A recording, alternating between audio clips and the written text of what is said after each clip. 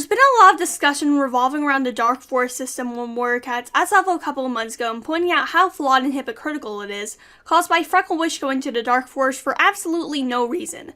I joined in the conversation by making my own video about cats who had committed the same crime as Frecklewish but didn't go to the Dark Forest.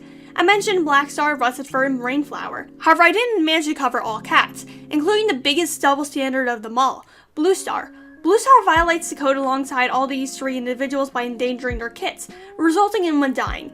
She also breaks a lot of the other codes too, such as half-clan relationships.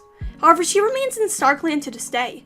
The more I thought about Bluestar, the more connections I started making with Mapleshade.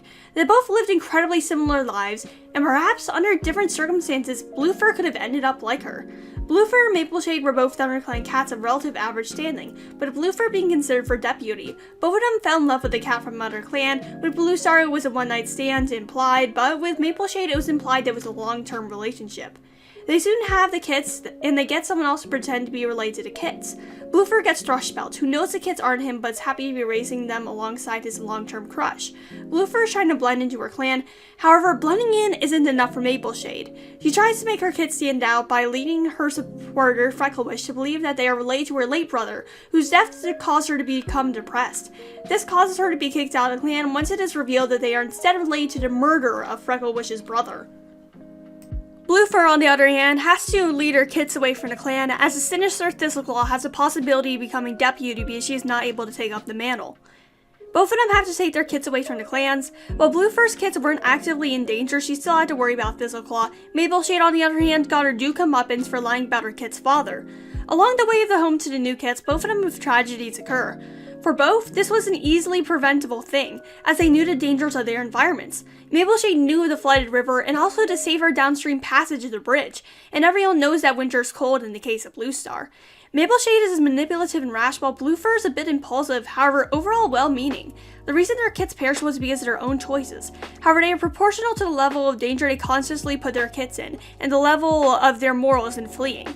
Mapleshade wouldn't have been forced to flee if she simply said the kits had no father and stuck to it, instead of taking the first opportunity she got to climb to fame by saying they were the kits of a dead war hero. Bluefur, on the other hand, was completely satisfied with where she was, and if Thistleclaw wasn't a threat, then she likely would have stayed in the clans. If Thistleclaw wasn't a threat, then she likely would have had them stay in the clans. What happens next mainly differs because of what they've done up to this point. Mapleshade has lied to everyone about her kits, and now her carelessness has gotten them killed. Bluefur lied about her kits in a mission, however never outright said her kits were of a dead war hero like Mapleshade did. She also had the motive of wanting to become a deputy, instead of Mapleshade who just wanted her kits to be unique and special and better than everyone else. Because of their reputations, Mapleshade is rejected and not even allowed to stay. Bluefur, on the other hand, due to not causing a ruckus in ThunderClan, is able to hand over her kits and take them quietly across the board, and they settle in RiverClan. The main difference between these two is the narcissism inherent in their stories. Mapleshade used the name of a dead cat to make her kits seem more special and expected the clan to change their ideas for their kits. On the other hand, Bluefur was satisfied with a fake father being a consenting average warrior who would have loved them if they were his own. These two are a classic foil to one another, and if things had gone a bit differently, who knows whether Bluestar would have kept her cool or ended up in a murder spree. We know that she had a possibility to become rather sensitive, seeing as what happened with the dogs and what happened after Tiger Claw attacked her. Maybe if everything went wrong and all of her kits died, then that event may have happened sooner, and she would have ended up killing cats because she didn't know what to do with herself. So this leads us back to the question, should Bluefur go to the Dark Forest? She violated the code, resulting in the death of kits like Frecklewish and her entire situation, so she should have went where Frecklewish went.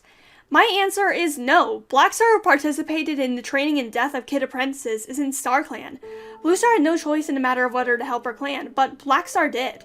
He could have refused to train the kits, or taken over the clan. A lot of the warriors and elders were already at that point seeming to be hesitant about Broken Star's rule, as they were beginning to starve due to the constant fighting and patrolling. Bluestar and Mapleshade are both incredible characters who share a lot of characteristics, but they by no means share the same afterlife due to the little details in their lives. If you like this video, feel free to subscribe. I make Wings of Fire and Warrior Cats videos pretty often, and your support means a lot to me. And to those who are already subscribed, thank you for your continued support. I wouldn't have gone here without y'all. That's all, Rogan out.